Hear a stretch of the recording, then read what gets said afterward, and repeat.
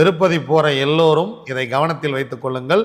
நீங்கள் எந்த நட்சத்திரமாக இருந்தாலும் சரி, பெருமாள் உங்களுக்கு அள்ளி அள்ளி கொடுக்க வேண்டுமெனில் ஒரு கைப்பிடி உப்பு எடுத்துங்க. கல் உப்பாகத்தான் இருக்க வேண்டும். கல்லுப்பு எடுத்துங்க, ஒரு கவரில் போட்டுங்க, பாக்கெட்டில் வச்சிங்க, பர்ஸில் வச்சிங்க, ஹேண்ட்பேக்கில் வச்சிங்க, எங்கே வேணால் வச்சிங்க. நேராக திருப்பதி போங்க, சாமி கும்பிடுங்க, அப்படியே சுற்றிட்டு திரும்பி வந்துடுங்க. திரும்பி வரும்பொழுது நீங்கள் சமையல் அறையில் பயன்படுத்துகிறீங்க இல்லையா உப்பு, அந்த உப்போட இந்த உப்பை கலந்துருங்க.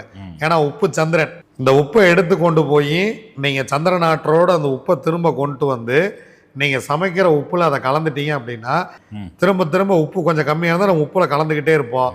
இந்த உப்பு அதில் கலந்து கொண்டே இருக்கும்.